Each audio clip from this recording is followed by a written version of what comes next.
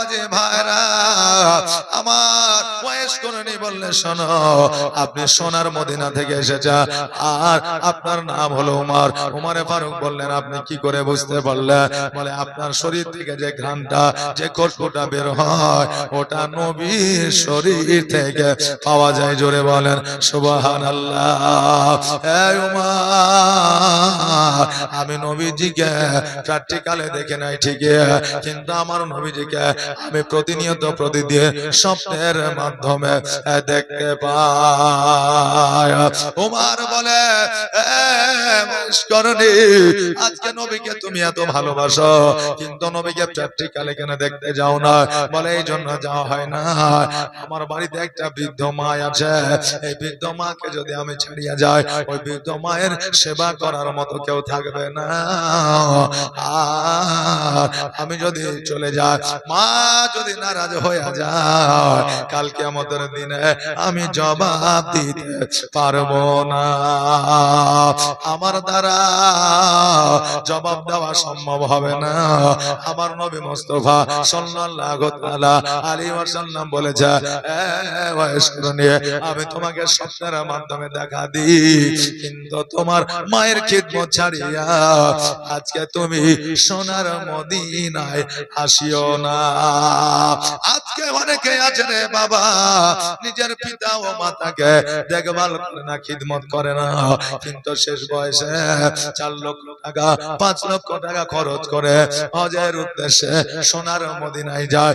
তোমার মা বাবা যদি তোমার প্রতি নারাজ থাকে 5 বার কেন 10 বার হজ করিলেও ওই হজ আল্লাহর দরবারে কবুল হবে না। এই জন্য পিতা মাতাকে রাজি রাখতে হবে। আপনি বলবেন হুজুর জগতের মধ্যে কিছু পিতা মাতাই আছে যারা সন্তানকে দেখে না, সন্তানকে দেখতে পারে না। অনেকে আছে 4টা সন্তান, একটা সন্তানকে মহব্বত করে না, বা 3টাকে করে না, একটাকে করে। বাবা জগতের মধ্যে পিতামাতা যাই করুক না কেন, পিতামাতা মানুষ, ওদের দ্বারা যে ভুল হবে না সেটা কিন্তু নয়। তবে আল্লাহ বলেছেন ওই পিতামাতার বিচার কোন সন্তান করতে পাবে না। জোরে বলেন সুবহানাল্লাহ। এই জন্য পিতামাতাকে রাজি ও খুশি রাখতে হবে, তারপরে আমাদের ইবাদত বান্দেগি আমার আল্লাহর দরবারে কবুল হবে।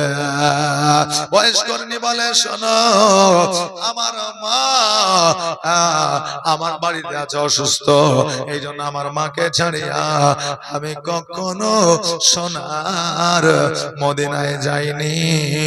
তবে সোনার মদিনাকে আমি কখনো ভুলিনি। আমার সোনার মদিনা আমার প্রাণের মদিনা আমার দয়ার মদিনা আমার কলিজার মদিনা। যেই মদিনায় শুয়ে আছেন হাবিবে রব্বানা আমার জানের মদিনা আমার প্রাণের মদিনা আমার দয়ার মদিনা আমার কলিজার মদিনা। যেই মদিনায় শুয়ে আছে হাবিবে রব্বানা আমার জানের মদিনা আমার প্রাণের মদিনা। কত হাজি হজ করিতে গেল গো মদিনাতে, তবু মদিনা দেখে তবু মদিনা দেখে হাজিদের জান ভরে না। আমার সোনার মদিনা আমার প্রাণের মদিনা আমার দয়ার মদিনা আমার কলিজার মদিনা। ওমরে ফারুক রাদিয়াল্লাহু তাআলা আনহু ওই জুব্বা মোবারক খানা হযরত ওয়াইস করণীর হাতে উঠে দিলেন আর বললেন, ওয়াইস করণী, আজকে নবীজি তোমার প্রতি খুশি হইয়া এই জুব্বা মোবারক দান করে গেছে।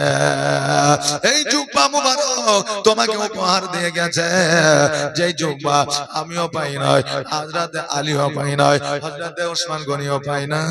আরে ওয়াইস করণী, আজকে তোমার ভাগ্য জগতের মধ্যে ভালো হয়ে গেছে। জোরে বলে সুবহানাল্লাহ। যে একবার আমার নবীজির চেহারা দেখলো, বাবারে, তার জন্য জাহান্নামের আগুন হারাম হয়ে গেল, সে জগতের মধ্যে জান্নাতের সার্টিফিকেট পেয়ে গেল। বাবাজি ভাইরা,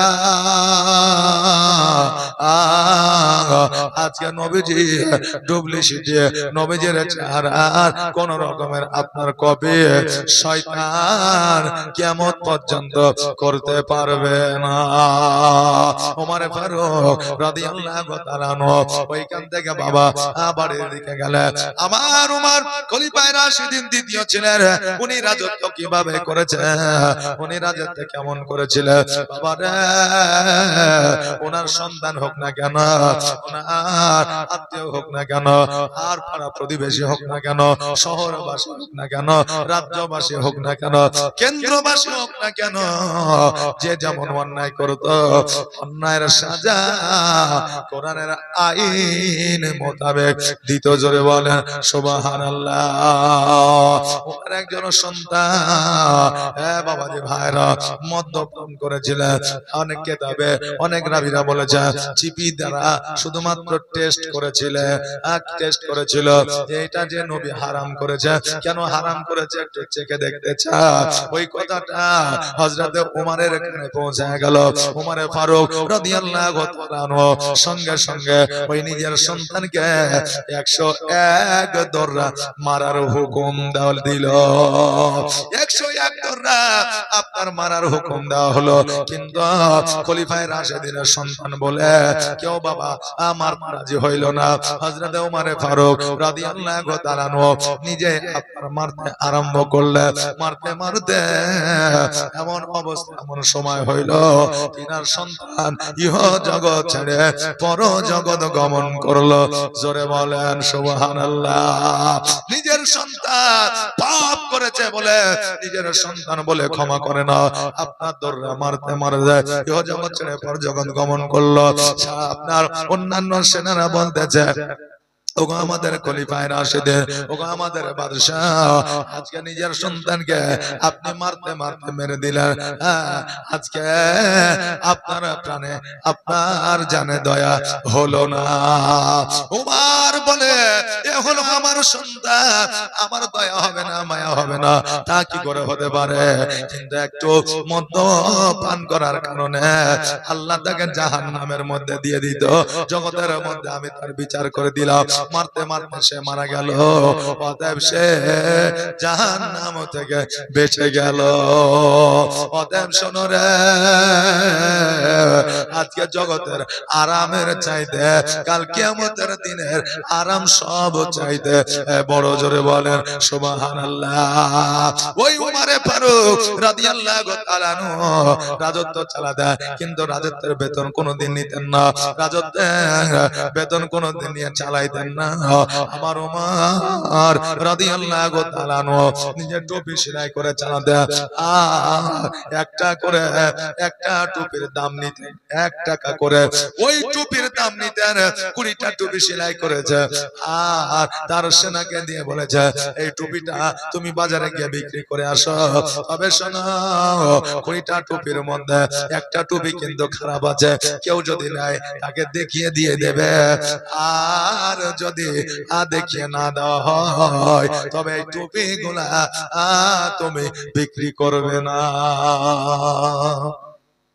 একটা টুপি খারাপ আছে, এই টুপিটা দেখিয়ে তারপরে দিবে, যদি নেয় তাহলে নিবে, আর যদি না নেয় তবে তুমি দিবে না। কারণ লুকিয়ে চুপিয়ে ব্যবসা করলে সেই ব্যবসাটা আমরা মুসলমান আমাদের জন্য প্রযোজ্য হবে না, সেটা হারামে পরিণত হয়ে যাবে। জোরে বলেন নাউজুবিল্লাহ। এ বাবাজি ভাইরা, আমার উমর যখন এই কথা বললেন, এই কথা বলার পরে এবার বাবা টুপিটা দিয়ে পাঠালেন। এবার বাজারে যখন দেখেছে ওমরে ফারুক রাদিয়াল্লাহু তাআলা আনহুর হাতে সেলাই করা টুপি এসেছে, মানুষ কাড়াকাড়ি শুরু করে দিল।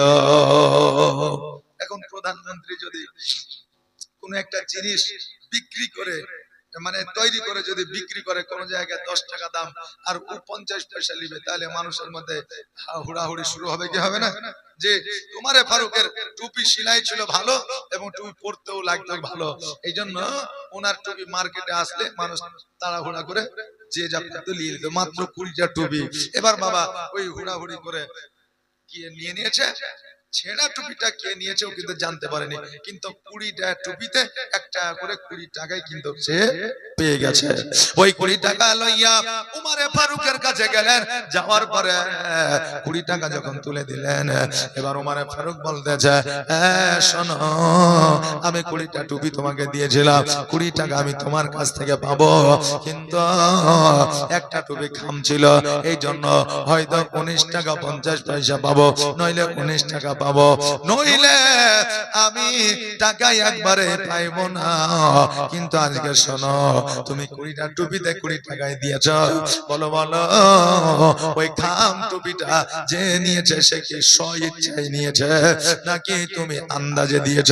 সৈন্য বলে, হুজুর গো, মার্কেটে যখন টুপি আপনার নিয়ে গেল, মানুষ কাড়াকাড়ি শুরু করে দিল, আর কাড়াকাড়ি যখন শুরু হয়ে গেল, আমাদের বাদশাহ কে টুপিটা নিয়েছে আমি জানতেও পারি না, কিন্তু টাকা দিয়ে দিয়েছে। বলে, একটু কি আইডিয়া করতে পারছো? বলে না। বলে, কে নিয়েছে একটু বুঝতে পারছো? বলে না। ভেবে চিন্তে বলো, যদি তোমার 10 দিন সময় লাগে 10 দিন সময় নিয়ে নাও, 20 দিন সময় লাগে 20 দিন সময় নিয়ে নাও, কারণ এই টাকাটা তাকে ফিরিয়ে দিতে হবে। যদি এই টাকাটা তাকে ফিরিয়ে না দিই, সমস্ত টাকাগুলো আমার জন্য বাতিল হইয়া যাবে, একটা টাকাও এখান থেকে নেওয়া যাবে না। ওই সৈন্য অনেক দিন ধরে আপনার ভাবনা চিন্তা করেছে, টুপি বিক্রয় করতে গিয়েছে, কিন্তু চিনতে পারে না ওই বান্দা আসে না।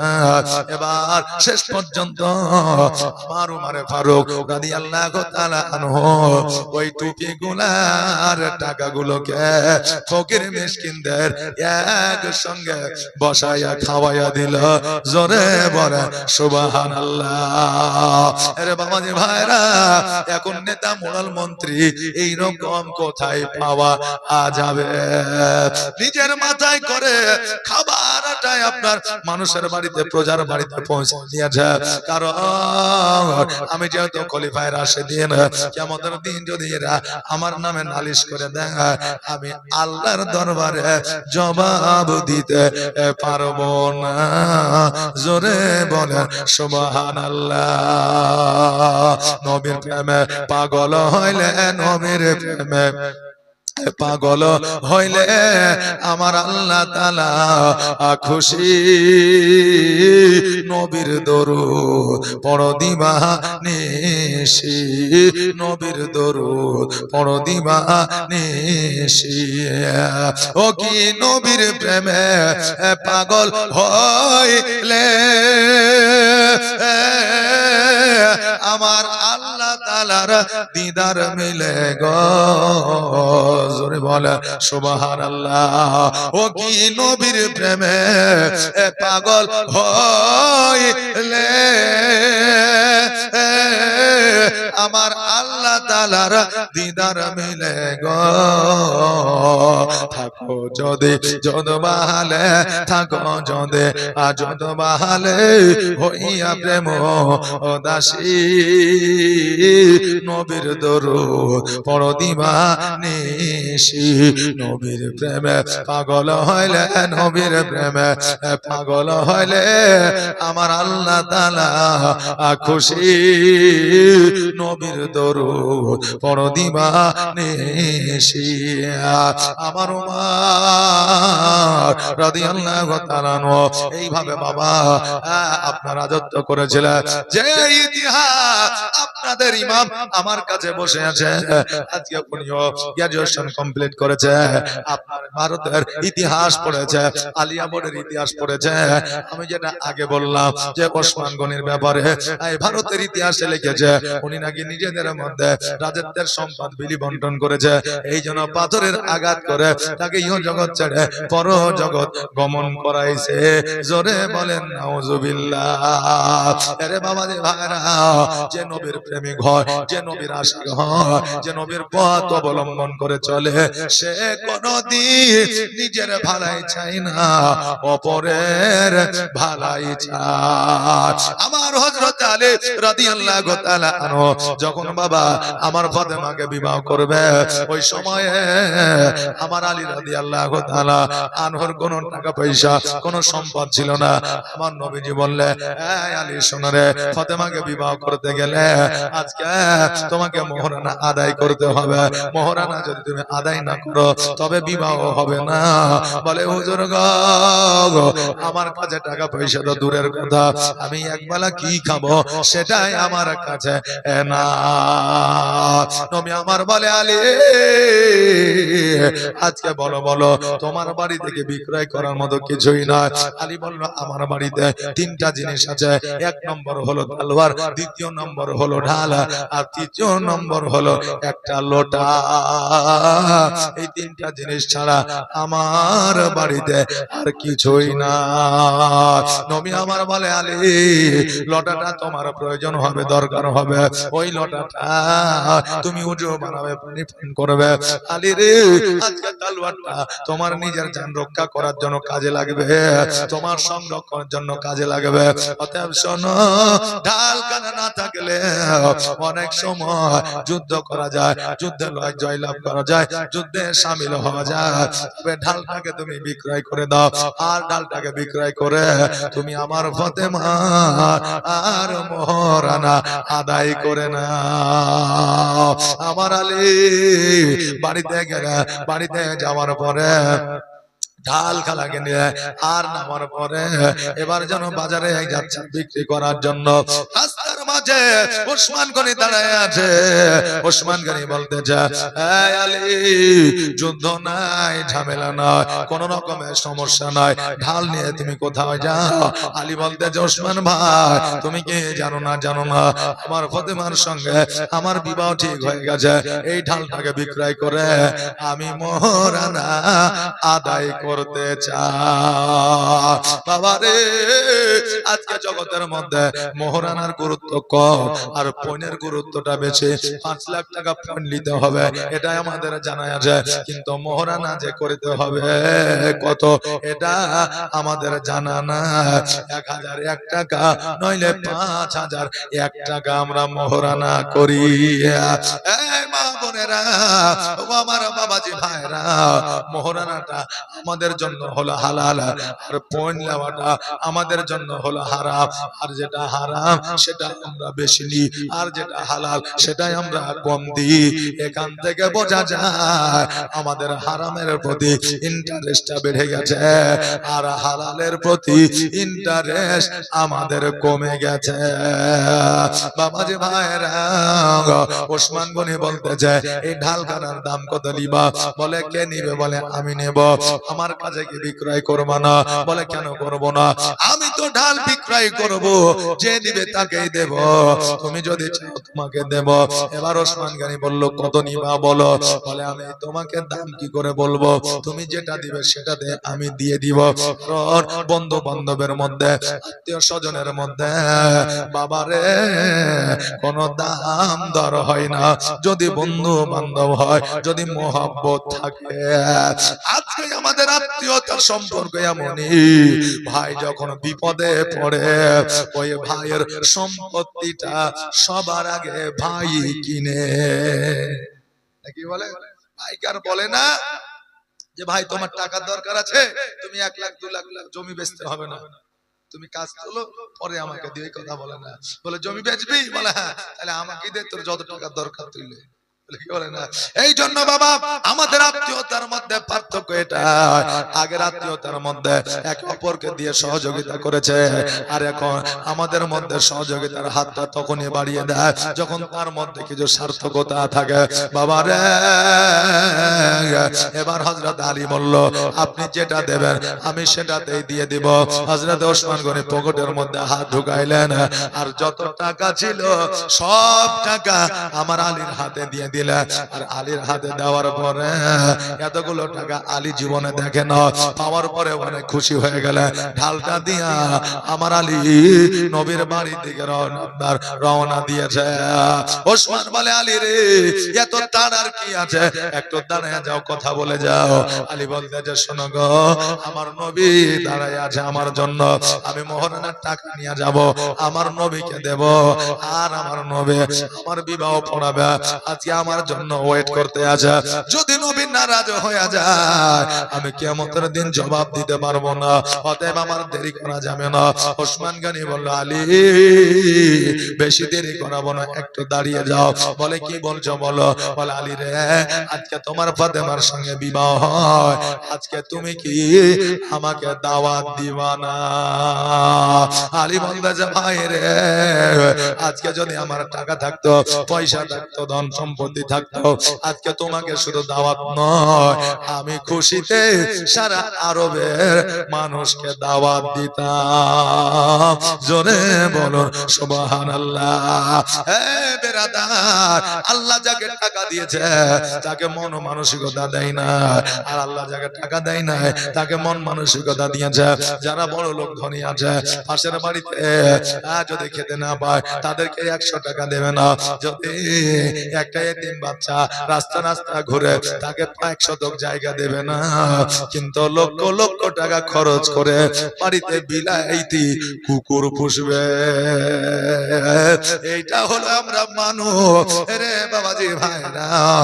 আজকে দেখেন আমার ওসমান গনি বললে আমাকে কি দাওয়াত দিতে না? বলে কেন দিতাম না, কিন্তু আমার ক্ষমতা নাই, আমি তোমাকে খাওয়াবো। বলে তোমার যদি ক্ষমতা থাকতো তুমি আমাকে দাওয়াত দিতে কিনা?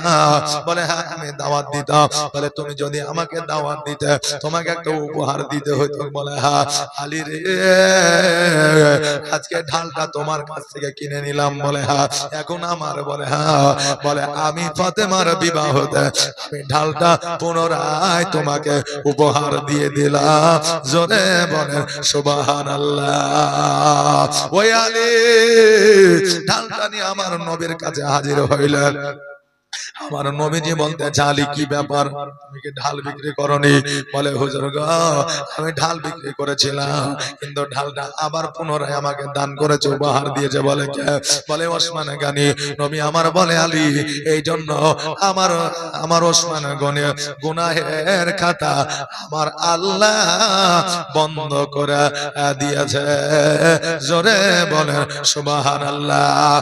এবার আপনি বলবেন একজন মানুষের গুনার খাতা আল্লাহ কেমন করে বন্ধ করে দিতে পারে? বাবারে, একটা কবিতর, একটা পাখি, একটা মুরগি যখন আপনি নতুন নিয়ে এসে বসবে তখন তার পর পাখাগুলো তুলে দিবে, সে যেন উড়ে ফেলতে না পারে। আপনার বিশ্বাস থাকবে এই কবিতরটা উড়ে ফেলতে পারবে না, কারণ তার পর পাখাগুলোকে কেটে দিয়েছে। ভরসা থাকে কি থাকে না? থাকে। ওই রকম ভরসা ওসমান গনির উপরে আছে, কারণ তার পর পাখা আমার আল্লাহ উঠায় দিয়েছে। ওসমান গনির দ্বারা গুনাহ হইতে পারে না, এটা আমার নবী জানিয়ে দিয়েছে। ভারতের ইতিহাস লিখছে ও নাকি নিজেদের মধ্যে সম্পদ বিনিবন্টন করেছে, এটা সবচাইতে বড় মিথ্যা কথা। জোরে বলে নাউজুবিল্লাহ। এ বেরাদার, আমার হযরত আলী রাদিয়াল্লাহু তাআলা আমার নবীর হাতে টাকাগুলো উঠে দিলেন, আর আমার নবীর হাতে টাকাগুলো উঠে দেওয়ার পরে আমার নবী কিছু টাকা বেলালের হাতে দিলেন, আর বেলালকে বলল বেলাল রে, আজকে আলীকে বাজারে নিয়ে যাও, কিছু নতুন পোশাক কিনে নিয়ে আসো, আর কিছু খুশবু, আর কিছু খেজুর, আর কিছু মধু কিনে নিয়ে আসিও। আর মধু কিনে নিয়ে আসার পরে ওইটা তুমি মসজিদের মধ্যে রাখিও, আমার কাছে যে টাকাটা রাখলাম এটা আমি ফাতেমাকে মোহরানা স্বরূপ দিয়ে দিব। আমার নবীজি বাড়িতে গেলেন, যাওয়ার পরে দরওয়াজার সম্মুখে সালাম দিলেন, ফাতেমা দরওয়াজাটা খুললেন। ফাতেমা কিন্তু জানে না আমার বিবাহ ঠিক হয়ে গেছে।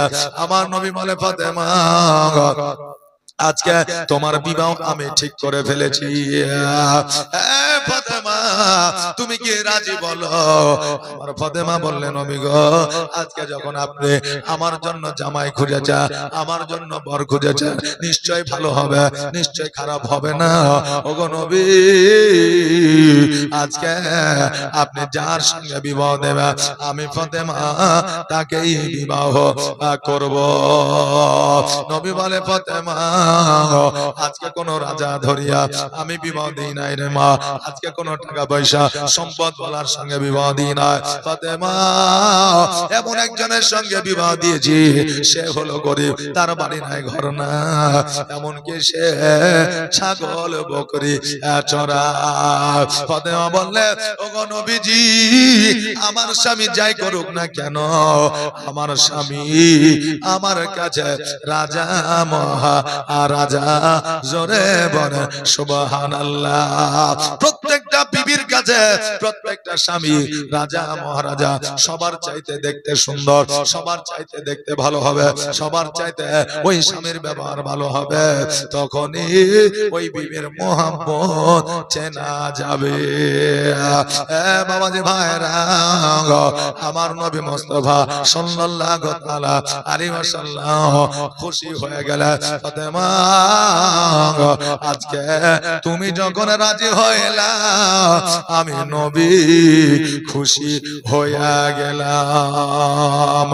যে ফুল যোগ যোগান্তরে খুশবু ছড়ায়, এঁকেছি সে ফুল মোরা, এঁকেছি সে ফুল মোরা মনেরই কাবায়, যে ফুল যোগ যোগান্তরে খুশবু ছড়ায়। হাবিবে খোদা তিনি নবী কামলে ওয়ালা, তারই ছোঁয়াতে আজ দুনিয়া উজালা, তারে বিরহে দু চোখ, তার প্রেমে পাগল আমি কেঁদে যে বেড়াই, যে ফুল যোগ যোগান্তরে খুশবু ছড়ায়, যার নাত পে করে খুদ খোদা তাআলা, কবি আর কবি গাতে শত সুরের মালা, তার প্রেমে পাগল আমি, তার প্রেমে পাগল আমি কেঁদে যে বেড়াই, যে ফুল যোগ যোগান্তরে খুশবু ছড়ায়। বাবাজি ভাইরা, আমার হযরত আলী রাদিয়াল্লাহু তাআলা আনহুর বিবাহ ফাতেমার সঙ্গে হয়েছিল, মসজিদের মধ্যে বিবাহ হয়েছিল। আর আমার নবী যেই বিবাহে তারা শরীক ছিল, খেজুর আর মধু খাইয়ে ছিলেন। জোরে বলেন সুবহানাল্লাহ। আজকে বিবাহে যদি বাতাসা আনাসা নিয়ে যাওয়া হয়, আজকে অনেকে আছে যারা বলে এগুলা শিরক ও বিদআত, এগুলা করা যাবে না। বাবা, আমাদের মধ্যে অনেক রকমের মত পথ হয়ে গেছে। আজকে আমি আপনাদের বলে যাই, আপনাদের মধ্যে জ্ঞান আল্লাহ তাবারক তাআলা দিয়েছে, নিজেরা ভালো করে বুঝবেন, নিজেরা চিন্তা ভাবনা করবেন, করার পরে যেটা ভালো লাগবে সেটা আপনি করবেন, কারণ আপনি স্বাধীন, আপনাকে বাধা দেওয়ার মতো কেউ না। আপনি ভুল পথে কখনো যেন আপনি না যান, এটা আমরা চাই। জোরে বলেন আমিন। আরে বাবা যে ভাইরা, মায়েরা, ওই আলী রাদিয়াল্লাহু তাআলা আনহু এত বড় যোদ্ধা ছিলেন। ওই হযরত আলী রাদিয়াল্লাহু তাআলা আনহু সর্বশেষ খলিফা ছিলেন। নাকি বলে? জি, হযরত আলী সর্বশেষ খলিফা ছিলেন। বাবা হযরত আলী রাদিয়াল্লাহু তাআলা আনহুকে অনেকেই বাবা মারার চেষ্টা করেছে, কিন্তু কেউ কোনোদিন যুদ্ধে জয়লাভ করতে পারে না। আমার হযরত আলী রাদিয়াল্লাহু তাআলা আনহু যুদ্ধের ময়দানে গিয়েছে। এবার যুদ্ধের ময়দানে যাওয়ার পরে একখানা তীর জাং মুবারকে লেগে গেছে। জি, জাং মুবারকে একখানা তীর লেগে গেছে। এই পার থেকে ওই পার হয়ে অর্ধেকটা এই পারে আছে, অর্ধেকটা ওই পারে আছে, জাঙ্গের মধ্যে গেঁথে থেকে গেছে। এবার সকল সাহাবীরা হযরত আলী রাদিয়াল্লাহু তাআলা আনহুর জাং মুবারক থেকে তীরখানাকে বার করার চেষ্টা করে, কিন্তু তীর বার করতে পারে না। কেননা ব্যথা বেদনা যন্ত্রণায় আলী যেন তীরখানাকে বার করতে দেয় না। একটা কাঁটা যদি ঢুকে বেলের বা আপনার কুলের, আমাদের কত কষ্ট হয় যে বাবা, না হয় না? অত বড় একটা তীর বিষ মাখানো, অর্ধেকটা ঢুকে আছে। তীরের মধ্যে গাছ গাছ থাকে, তীর বার করলে কতটা যন্ত্রণা ব্যথা বেদনা হবে। আজকে আমাদের যদি ফোড়া হয়, আমাদের ওই ফোড়াটা গালতে গেলে ব্যথার ইনজেকশন আমাদেরকে দিতে হয়, কিন্তু তখন ব্যথার ইনজেকশন ছিল না রে বাবা, কোন রকমের অ্যান্টিবায়োটিক ছিল না। আলী রাদিয়াল্লাহু তাআলা আনহু ওই দেখেন বাবা তীরখানা যেন বের করতে দেয় না। আমার আল্লাহ জিবরিলের মাধ্যম দিয়ে বলে পাঠিয়ে দিলেন, যাও যাও আমার নবীর সাহাবীদের জানিয়ে দাও, আজকে কেন কিয়ামত পর্যন্ত হযরত আলীর ওইভাবে যদি জাং মুবারক থেকে তীর বার করতে যাও, তীরখানা বার করতে দেবে না ব্যথায় বেদনা। তবে কি করা যায়? বলে একটা কাজ আছে, একটা সুযোগ আছে। ওই সুযোগটা হলো হযরত আলী যখন নামাজে দাঁড়াবে তখন তীরখানা বার করতে বলবে, খবরটা আমার নবীর সাহাবীদের বলে দাও। এবার হযরত জিবরিল আমিন জগতের মধ্যে আসলেন, আসার পরে সাহাবীদের বললেন, আল্লাহর নবীর সাহাবীরা, এই হযরত আলী তীরখানা তখনই বের হবে যখন আলী নামাজে দাঁড়াবে। হযরত আলী রাদিয়াল্লাহু তাআলা আনহু যখন বাবা নামাজে দাঁড়িয়ে গেছে, তীরখানাকে বার করে নিয়েছে, আর ওই তীরখানাকে যখন বার করেছে আপনার জাং মুবারক মাংস গোশত গুলো পর্যন্ত আপনার ছিঁড়ে চলে এসেছে। তবুও রে বাবা আলী রাদিয়াল্লাহু তাআলা আনহু একটু উহু আহা পর্যন্ত করে নাই। জোরে বলেন সুবহানাল্লাহ। আরে বাবা মায়েরা, ওই জায়গাটাকে এবার বাবা বেঁধে দেওয়া হয়ে যায়। আপনি বলবেন কতটা সময় কি করে পাইলো? বাবা শোনো, যারা মুমিন হয় মুত্তাকিন হয় তারা সময় নিয়ে আমার আল্লাহর ইবাদত বান্দি করে। আমরা মসজিদে গেলে হাকাম হাকাম করে ঠুকা মেরে চলে আসি, নাকি বলেন? যত তাড়াতাড়ি পারা যায়। ইমাম সাহেবের আসরের নামাজের জামাত আছে 4:30, যদি 4:30 জায়গায় 32 হয়ে যায়, আমাদের ব্রেন শর্ট হয়ে যায়। মৌলভী সাহেব দেরি কেন হইলো?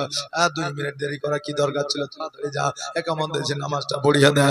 বাবা রে, আমার আল্লাহ কোরআনে বলেছে, ইয়া আইয়ুহাল্লাযীনা আমানুস্তাঈনু বিস-সাবরি ওয়াস-সালাহ। আল্লাহ বলে, হে ঈমানদার বান্দাগণ, তোমরা ধৈর্য ধারণ করো সালাতের মাধ্যমে, নামাজের মাধ্যমে। ইন্নাল্লাহা মা'আস-সাবিরিন, যারা ধৈর্য ধারণকারী হয় আমি আল্লাহ তাদের সঙ্গী হয়ে যায়। জোরে বলেন সুবহানাল্লাহ। এরে বাবা রে ভাইরা, এবার হযরত আলী রাদিয়াল্লাহু তাআলা আনহু নামাজ কমপ্লিট করলেন, সালাম ফিরালেন, আর সালাম ফিরানোর পরে লক্ষ্য করছে তীরখানা আর নাই। এবার আলী বলতেছে, নবীজির সাহাবীরা, তোমরা কি আমার জাং মুবারক থেকে তীর বার করেছে? বলে হ্যাঁ। বলে তুমি কি জানতে পারোনি? বলে আমি জানতে পারা তো দূরের কথা, আমি একটু টের পর্যন্ত পাইনি। জোরে বলেন সুবহানাল্লাহ। আমার আলী আমার আল্লাহর ইবাদত কিভাবে করতে একবার চিন্তা ভাবনা করে দেখে। আলী অনেক জায়গায় বর্ণনা দিয়েছে, আমি যখন নামাজের নিয়াত করে নামাজে দাঁড়িয়ে যায়, আমি নিজেকে আত্মসমর্পণ করি। নামাজ শব্দের অর্থই হলো আত্মসমর্পণ করা। আমি যখন নিজেকে আত্মসমর্পণ করি, আমার দুনিয়া বলে আর কিছু মনে থাকে না। যতক্ষণ পর্যন্ত আমার আল্লাহ আমার তাআলাকে সাক্ষাৎ না করে, ততক্ষণ পর্যন্ত আমি নামাজ সমাপ্ত করি না। জোরে বলেন সুবহানাল্লাহ। এই নামাজ হলো রে বাবা নামাজ। আর আমরা যাই জোর জবরদস্তি, আমরা শুধু পাহি তোলার জন্য যাই রে বাবা। তবে সবাই নয়, অনেকে মন থেকে নামাজ পড়ে, তাদের নামাজে আল্লাহ খুশি হয়ে যায়। আবার কিছু মানুষ নামাজের জোর জবরদস্তি যায়, নিয়াত করে হয়তো নুসাল্লিয়া লিল্লাহি তাআলা রাকাতের সালাতে, এই মলবের জালাতে আমিও পারি না, এরাও জানেন। আল্লাহু আকবার। যারা জুলুম করে না গেলে খারাপ বলবে, বয়সে আছে বেটা বহুতে জ্বালাবে, তো নামাজে যাইতে হবে, মান ইজ্জতের সম্মানে পড়ে যায়, তাদের নিয়ত এই রকম হয়ে যাবে, বুঝলেন বেরাদার। এই জন্য আমাদের মন মানসিকতা ভালো রেখে আল্লাহর দরবারে আত্মসমর্পণ করে আমাদেরকে নামাজ আদায় করতে হবে। আমার আলী রাদিয়াল্লাহু তাআলা আনহু যখন বাবা জানতে পারে না, কাফেরেরা পর্যন্ত জানতে পেরেছিল যে আলীকে যদি শহীদ করতে হয়, নামাজের মধ্যে শহীদ করতে হবে, নচেৎ তাকে শহীদ করা সম্ভব নয়। আমার আলী রাদিয়াল্লাহু তাআলা যখন বাবা খলিফায়ে রাশিদিন ছিলেন, তখন বাবা এই ইসলামের প্রচার ও প্রসারে গিয়েছিলেন, এই ইসলামের দাওয়াত দিতে গিয়েছিলেন, বায়াত গ্রহণ করাইতে গিয়েছিলেন।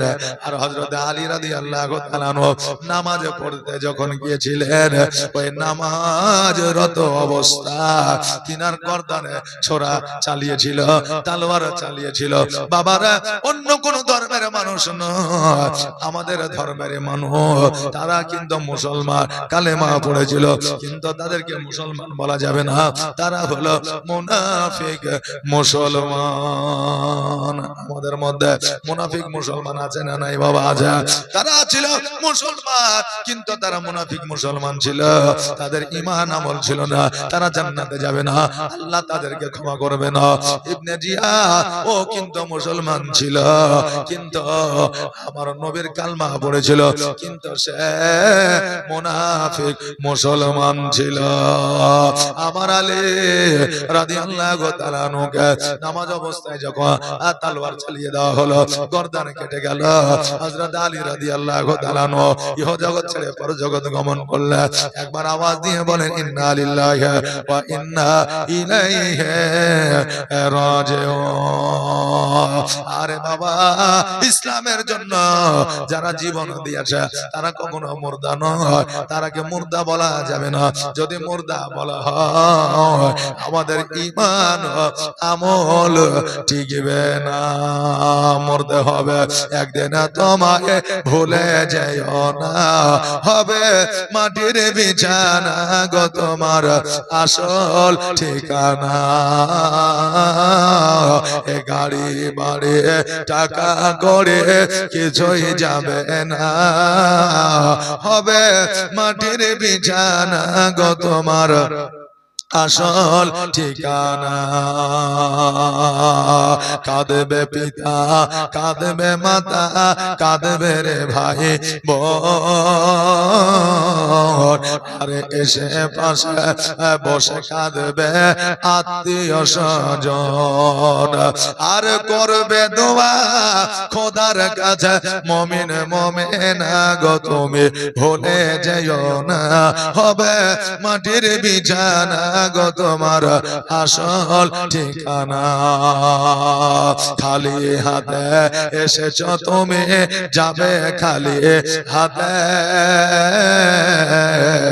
আর শুধু একটা সাদা কাপড় যাবে তোমার সাথে, আর আমল ছাড়া তোমার সাথে কিছুই যাবে না গো তুমি ভুলে যেও না, হবে মাটির বিছানা গো তোমার আসল ঠিকানা। ইজরাইল ফেরেশতা যেদিন হাজির হবে এসে, আর চল করে যতই কর জানবে রবে শেষে আর চলবে না সেই দিন তোমার কোনো বাহানা গো তুমি ভুলে যাইও না হবে মাটির বিছানা গো তোমার আসল ঠিকানা